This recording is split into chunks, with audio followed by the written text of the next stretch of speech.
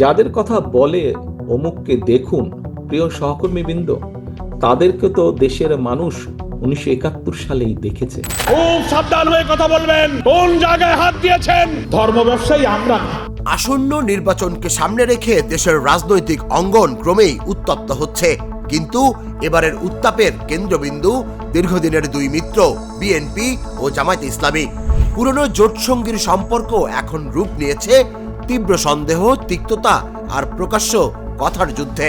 তৃণমূলে এর প্রভাব যেন আরো বিস্ফোরক। সমর্থকদের ভেতরে ভর করছে অনিশ্চয়তা, আর রাজনৈতিক বিশ্লেষকরা বলছেন এটি নিছক বিরোধ নয়, বরং অঘোষিত এক নির্বাচনী ট্রেলার। কিছু কিছু মানুষ বা কোনো গোষ্ঠী ইদানিং বলতে শুনেছি, বা বিভিন্ন জায়গায় কেউ কেউ সোশ্যাল মিডিয়ায় বলে যে অমুককে দেখলাম, তমুককে দেখলাম, তমুককে দেখলাম, এবার অমুককে দেখুন।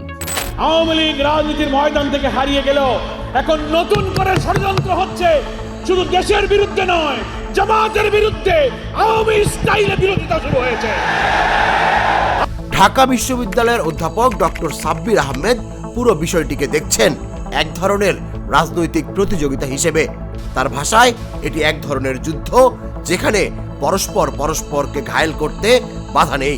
নির্বাচন ঘিরে দুই পক্ষই শত্রুতে পরিণত হয়েছে।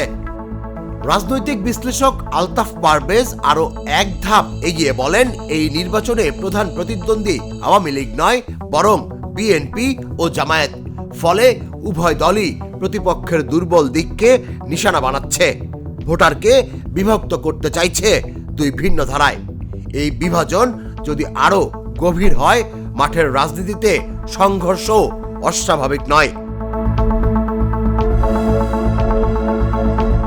ঘটনার মোড় বদলায় যখন তারেক রহমান সরাসরি ইঙ্গিত করেন জামায়াতের 1971 সালের ভূমিকার দিকে, যে ইতিহাস জেনেই কিন্তু বিএনপি তাদের জোটে নিয়েছিল, কিন্তু আবার সেই অতীতকে নিয়েই কৌশলগত আঘাত হানছে বর্তমান বিএনপি।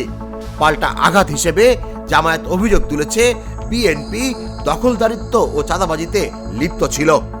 তবে দুই পক্ষের অস্বস্তিকর সত্য হলো, দুই দলই একসময় ছিল এক টেবিলে, এক মন্ত্রিসভায়।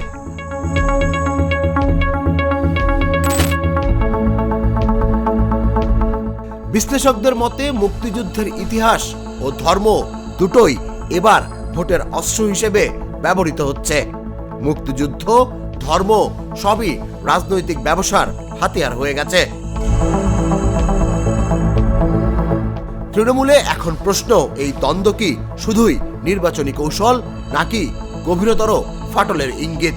রাজনৈতিক পর্যবেক্ষকরা একটাই সতর্ক বার্তা দিচ্ছেন, এই কথার যুদ্ধ যদি আরো উত্তপ্ত হয়, তবে নির্বাচনের আগে রাজনৈতিক প্রেক্ষাপট নিতে পারে নাটকীয় মোড়। তুষার ইসলাম, জাগো নিউজ। দুধার চকলেটে একাকার হয়ে ওঠা প্রাণ লেয়ার, সম্পর্কের মিষ্টি ম্যাজিক।